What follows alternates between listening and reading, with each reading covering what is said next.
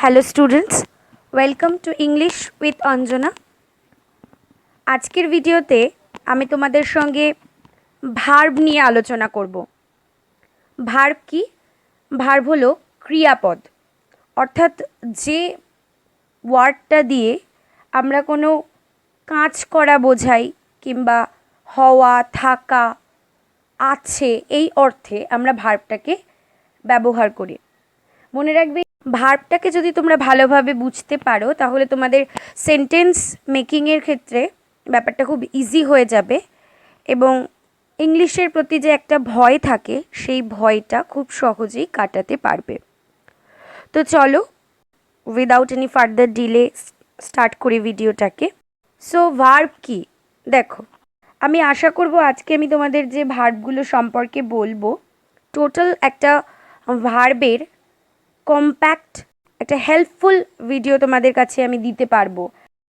যে 20 types of verb হয়, যতগুলো ভার্ব এখানে দেওয়া সম্ভব আমি দিচ্ছি এখানে। তো দেখো, ফার্স্ট তো ভার্ব কি?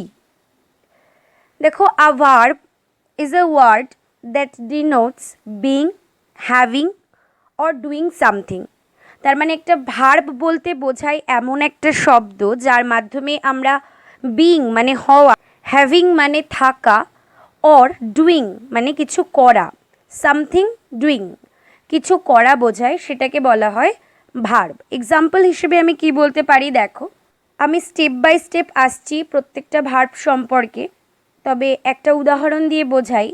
যেমন যদি আমি বলি আই অ্যাম আ টিচার, আমি হই একজন শিক্ষক বা শিক্ষিকা। তো এই যে আমি হই একজন শিক্ষিকা বা আই অ্যাম এ টিচার, অ্যাম শব্দটির মাধ্যমে আমি আমার টিচার হওয়াটাকে বোঝাচ্ছি। এখানে I am a teacher being অর্থটাকে প্রকাশ করছে। তাহলে অ্যামটা হলো এই বাক্যের বা এই সেন্টেন্সের ভার্ব। ওকে, তো যেই ওয়ার্ডটা দিয়ে কোনো কিছু হওয়া, থাকা এবং কিছু করাকে বোঝাচ্ছি, সেই ওয়ার্ডটাকে আমি বলতে পারি verb.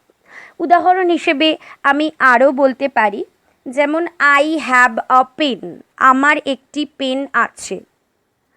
I was uh child, আমি একটি শিশু ছিলাম। এই ধরনের যে সেন্টেন্সগুলো, এখানে আই হ্যাভ আ পেন, হ্যাভটা কিন্তু আছে অর্থে আমাকে ভার্বটা দিচ্ছে। Next, I had a child, আমি একটা শিশু ছিলাম, এখানেও আমার থাকাটাকে বোঝাচ্ছে হ্যাড ওয়ার্ডটির দ্বারা, তাহলে ওটাও একটা ভার্ব। দ্য ডগ বার্কস, কুকুর ঘেউ ঘেউ করে। এই যে বার্কস এই শব্দটা দিয়েও কিন্তু আমার কুকুরের কাজ করাটাকে বোঝাচ্ছে, কুকুর ঘেউ ঘেউ করে ডাকে, এই যে বিষয়টা, এটা কিন্তু এই বার্কস শব্দটার মাধ্যমে আমি বুঝতে পারছি। তাহলে এই ওয়ার্ডগুলিকে বলা হয় ভার্ব। তো verb is a word that denotes being, having or doing something. Okay, তো ক্লিয়ার ভার্ব কাকে বলে? তো চলো এবার আমরা ইংলিশে কতগুলি ভার্ব রয়েছে ইন শর্ট আমি আলোচনা করব, বেশি ডিটেইলে যাব না, যাতে তোমাদের পুরো ভিডিওটা দেখতে বোর না লাগে এবং তোমরা আমার পুরো ভিডিওটার সাথে থাকতে পারো। চলো শুরু করছি। আমি আপাতত যতগুলো ভার্ব দেওয়া এখানে আমার পক্ষে সম্ভব আমি ততগুলো ভার্বই দেওয়ার চেষ্টা করছি। সো চলো এবারে আমরা দেখে নিই কত ধরনের ভার্ব রয়েছে। তো আমি এখানে 17 রকমের ভার্ব নিয়ে আলোচনা করব। দেখো, তো ফার্স্ট আমি প্রত্যেকটা নাম বলে যাচ্ছি ভার্বগুলোর, তোমরা নোট ডাউন করে নাও। ফার্স্ট যে ভার্বটা রয়েছে তার নাম প্রিন্সিপাল ভার্ব।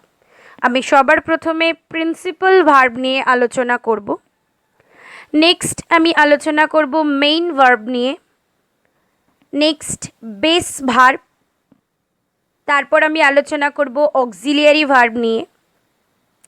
তারপর একে একে আসবো strong verb, week verb, regular verb, irregular verb, action verb, transitive verb, intransitive verb, finite verb, non finite verb, infinitive, participle verb, participle ভার্বের মধ্যেও প্রেজেন্ট পার্টিসিপল নিয়ে আলোচনা করব এবং তারপর আসবো পাস্ট পার্টিসিপলে।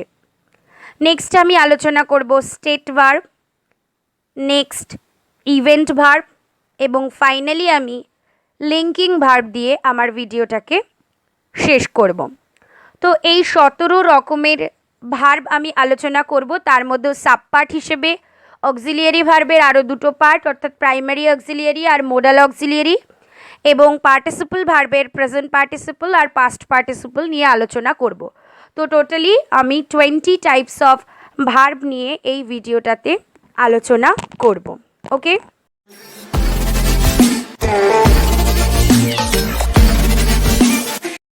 স্টুডেন্টস, তা আমি আমার এই ভিডিওতে ফার্স্ট তো একেবারে 17 টাইপস অফ ভার্ব একটা ভিডিওতে কমপ্লিট করা সম্ভব নয়, তাই ভিডিওটা পার্টে পার্টে আমি দেব। তো ফার্স্ট আমি প্রিন্সিপাল ভার্ব নিয়ে আলোচনা করছি। দেখো, প্রিন্সিপাল ভার্ব কথাটির মানে কি?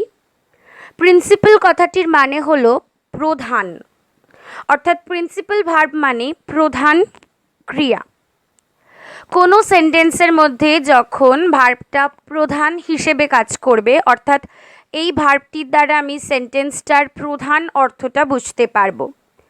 যেমন ধরো, আমি যদি একটা ওয়ার্ড তোমাকে বলি, শি ইজ আ টিচার, এখানে ইজ এই ভার্বটা প্রিন্সিপাল ভার্ব, কারণ এখানে ইজ কথাটা দিয়ে আমি তার টিচার হওয়াটাকে বোঝাচ্ছি। নেক্সট আরেকটা সেন্টেন্স যদি আমি বলি, আই হ্যাভ অ্যান আমব্রেলা, আমার একটা ছাতা আছে, এখানে হ্যাভ ওয়ার্ডটির দ্বারা আমি আমার ছাতা থাকাটাকে বোঝাচ্ছি।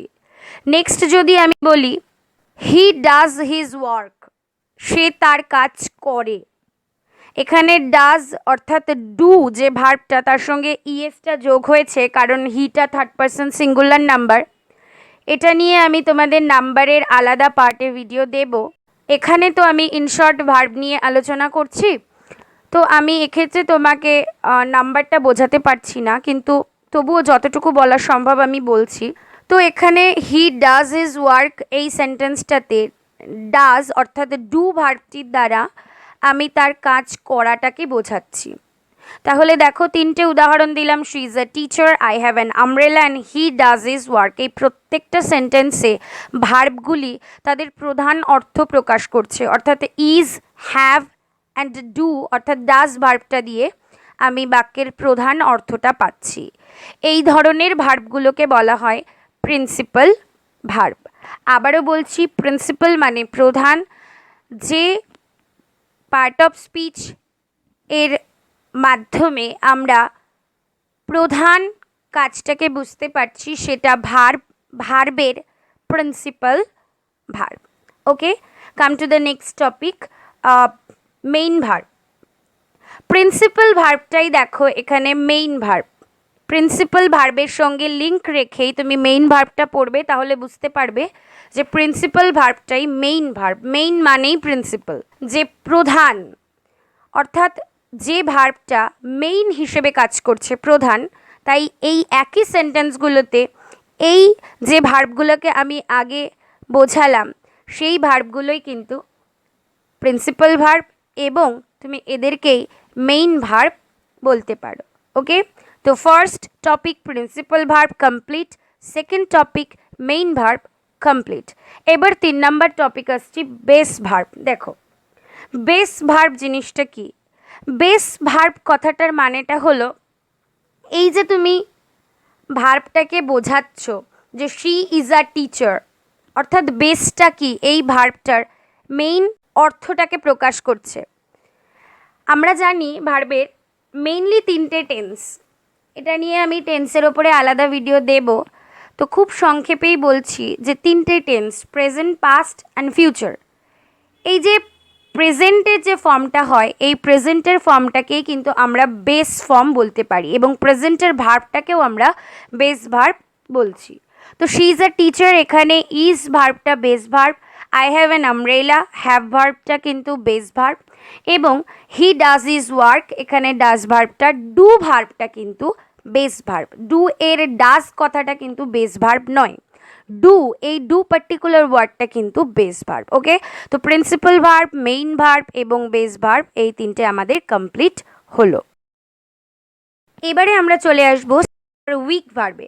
যে সমস্ত ভার্বগুলোর শেষে আমরা ইডি যোগ করে ওটাকে পাস্ট টেন্স এবং পাস্ট পার্টিসিপেলে পরিণত করি, সেই ভার্বগুলোকে বলা হয় উইক ভার্ব।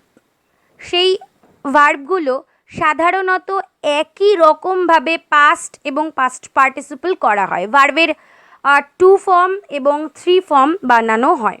তো এই ধরনের ভার্বগুলিকে আমরা বলি উইক ভার্ব, যেমন প্লে, প্লেড, ওয়াক, ওয়াকড।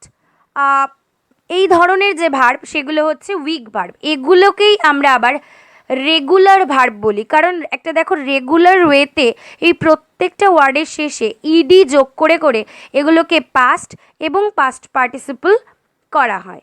ওকে, নেক্সট আসছে স্ট্রং ভার্ব। স্ট্রং ভার্বটা কি?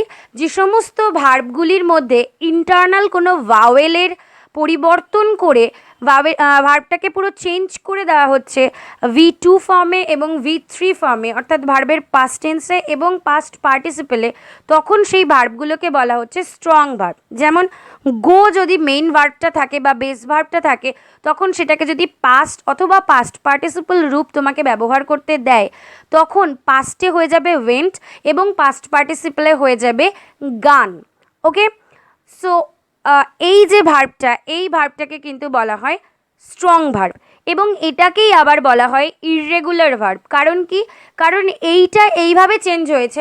অন্য আরেকটা উদাহরণ যদি তুমি দাও, যেমন ধরো সি মানে দেখা, সি সেটাই পাস্টে হয়ে যাবে স, SAW, আর নেক্সট পাস্ট পার্টিসিপলে হয়ে যাবে সিন, SEEN। এর আগে বলেছিলাম গো মানে যাওয়া, ওয়েন্ট মানে গিয়েছিল, আর গান ভার্বের থার্ড ফর্ম। তো গো, ওয়েন্ট, গান।